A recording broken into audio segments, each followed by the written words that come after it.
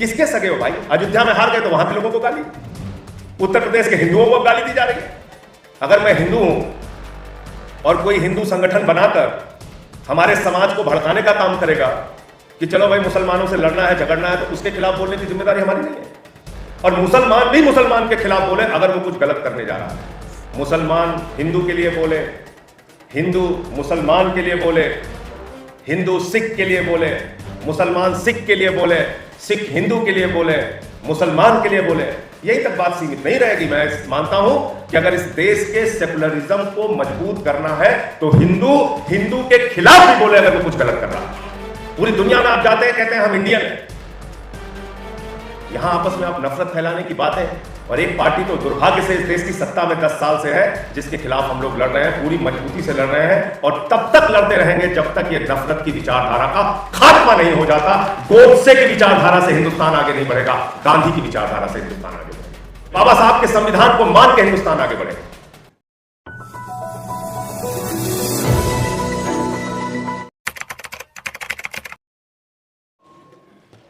इस देश का मुसलमान सबके लिए, सिर्फ मुसलमान के लिए नहीं, इस देश का मुसलमान हिंदुओं के लिए भी, सिखों के लिए भी, ईसाइयों के लिए भी, दलितों के लिए भी, पिछड़ों के लिए भी, सबके लिए भी, हिंदुस्तान के लिए, लोकतंत्र के लिए, संविधान के लिए।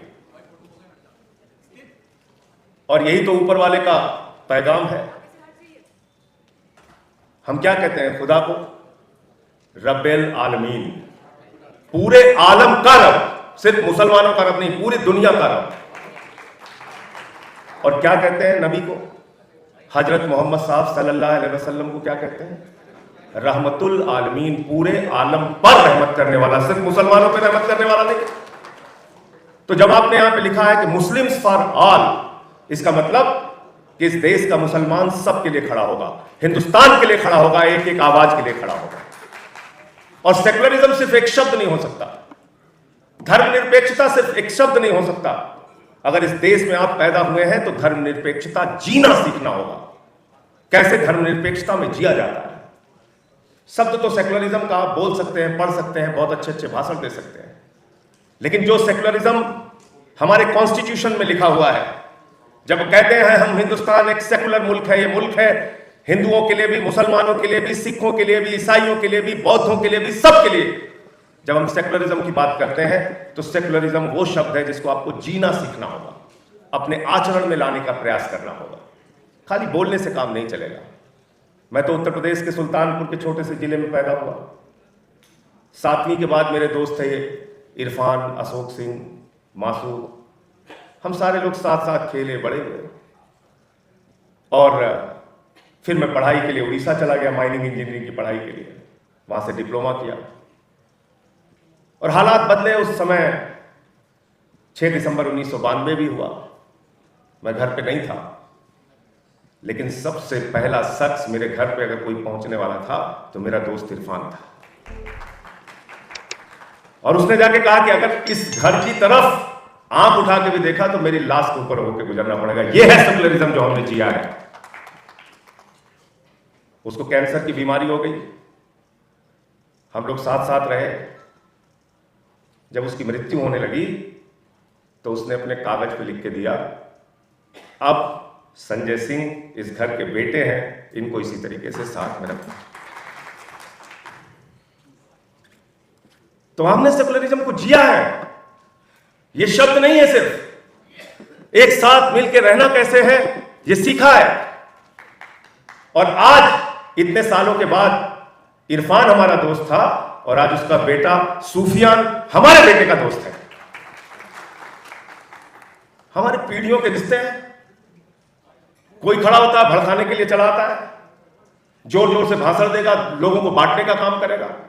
बांटने से हिंदुस्तान आगे नहीं बढ़ेगा। मोहब्बत की बुनियाद पे हिंदुस्तान आगे बढ़ेगा, नफरत की बुनियाद पे हिंदुस्तान आगे नहीं बढ़ सकता है।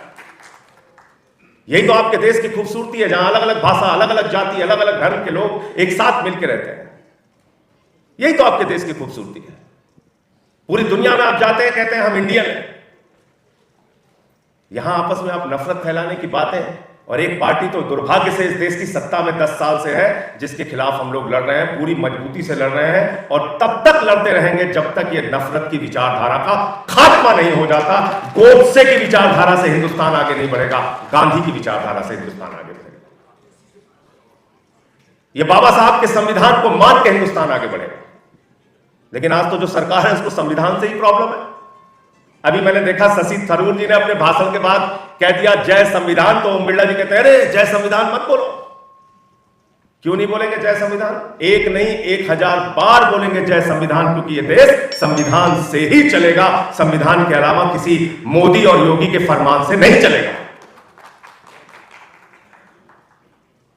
और अभी यहां चर्चा हो रही थी कि मुसलमान हिंदुओं के लिए बोले, हिंदू मुसलमान के लिए बोले। बहुत अच्छी बात है, अदीब साहब आए थे तो मैंने भी ये बात कही थी। लेकिन अगर सेकुलरिज्म को मजबूत करना है तो बात यहीं तक सीमित नहीं रहेगी, याद रखिएगा। मुसलमान हिंदू के लिए बोले, हिंदू मुसलमान के लिए बोले, हिंदू सिख के लिए बोले, मुसलमान सिख के लिए बोले, सिख हिंदू के लिए बोले, मुसलमान के लिए बोले, यही तक बात सीमित नहीं रहेगी। मैं मानता हूं कि अगर इस देश के सेकुलरिज्म को मजबूत करना है तो हिंदू हिंदू के खिलाफ भी बोले अगर वो कुछ गलत कर रहा है। गलत तो नहीं कह रहा हूं। अगर मैं हिंदू हूं और कोई हिंदू संगठन बनाकर हमारे समाज को भड़काने का काम करेगा कि चलो भाई मुसलमानों से लड़ना है, झगड़ना है, तो उसके खिलाफ बोलने की जिम्मेदारी हमारी नहीं है। और मुसलमान भी मुसलमान के खिलाफ बोले अगर वो कुछ गलत करने जा रहा है, और सिख भी सिख के खिलाफ बोले अगर वो कुछ गलत करने जा रहा है, और ईसाई भी ईसाई के खिलाफ बोले अगर वो कुछ गलत करने जा रहा है, तभी सेकुलरिज्म मजबूत होगा। ऐसे मजबूत नहीं होगा। पीड़ा यहां पर सबकी कही गई, बहुत अच्छी बात है। आज क्या हो रहा है इस देश के अंदर? पहले मुसलमानों को गाली दिया, फिर सिखों को गाली दिया, फिर ईसाइयों को गाली दिया, फिर बौद्धों को गाली दिया, फिर जाटों को गाली दिया, फिर मराठों को गाली दिया, फिर किसानों को गाली दिया, फिर पहलवानों को गाली दिया, अब अयोध्या वालों को गाली दे रहे हैं। दे रहे नहीं दे रहे बताओ? तो ये भारतीय गालीबाज पार्टी है। मैंने तो इसका नाम बदल के भारतीय झगड़ा पार्टी रख दिया। मैंने कहा भैया मोहल्ले में मत बुलाया करो, नहीं झगड़ा करा के चले जाएंगे। किसके सगे हो भाई? अयोध्या में हार गए तो वहां के लोगों को गाली, उत्तर प्रदेश के हिंदुओं को अब गाली दी जा रही है। हजारों करोड़ रुपए अयोध्या के विकास में खर्चा हो गया, देखिए जाके अयोध्या की हालत क्या हो गई। आप मुझे बताइए कि आप अयोध्या से हार गए तो अयोध्या के लोगों को गाली दे रहे हैं, और वहां पे बुलडोजर चला के भी, बुलडोजर का जिक्र हमारे कश्मीर के साथी कर रहे थे। बुलडोजर चला, बिल्कुल ठीक बात है।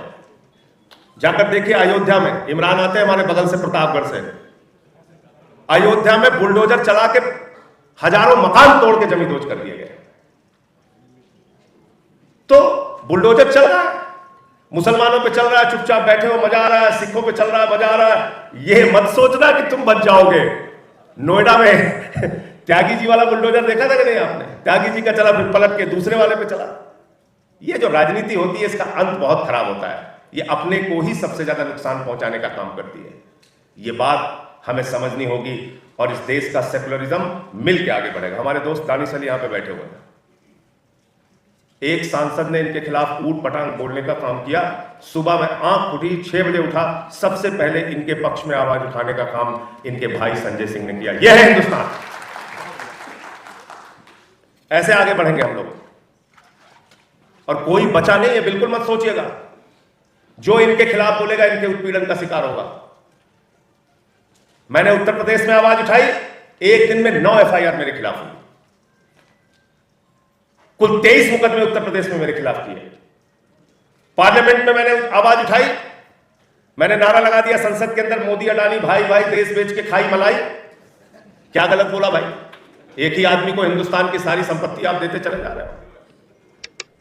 उन कंपनियों से आपने इलेक्टोरल बॉन्ड लिया है जिन्होंने आपको चंदा दिया है, और आप देखिए कहीं सड़क टूट रही है, कहीं टर्मिनल टूट रहा है, यही सब चंदा दिया है।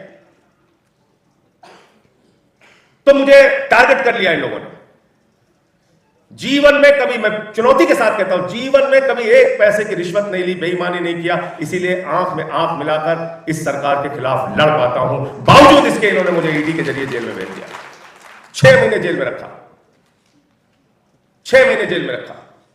इसलिए किसी के सगे नहीं है, गलतफहमी में किसी को नहीं रहना चाहिए, न मुसलमान, न सिख, न ईसाई, न हिंदू, किसी के सगे नहीं है। जो इनके खिलाफ बोलेगा वो जेल में रहेगा। कभी संजय रावत जेल में रहेंगे, कभी अनिल देशमुख जेल में रहेंगे, कभी हेमंत सोरेन जेल में रहेंगे, कभी ममता बनर्जी के मंत्री जेल में रहेंगे, कभी अरविंद केजरीवाल जेल में रहेंगे, मनीष सिसोदिया जेल में रहेंगे, सत्येंद्र जैन जेल में रहेंगे। मुझे जेल में रखा, लड़ रहे इसीलिए तो रखा। लेकिन मैं अपनी बात का अंत इसी बात से करना चाहता हूं कि इस देश के सेकुलरिज्म को बचाने के लिए, मोहब्बत की बुनियाद पे हिंदुस्तान को बनाने के लिए जो कुछ भी कुर्बानी देनी पड़ेगी उसके लिए तैयार है। 6 महीने नहीं, पूरी जिंदगी अगर जेल में रहना पड़ेगा तो रहेंगे, लेकिन सच के लिए लड़ेंगे, इंसाफ के लिए लड़ेंगे, सेकुलरिज्म के लिए लड़ेंगे, कॉन्स्टिट्यूशन के लिए लड़ेंगे।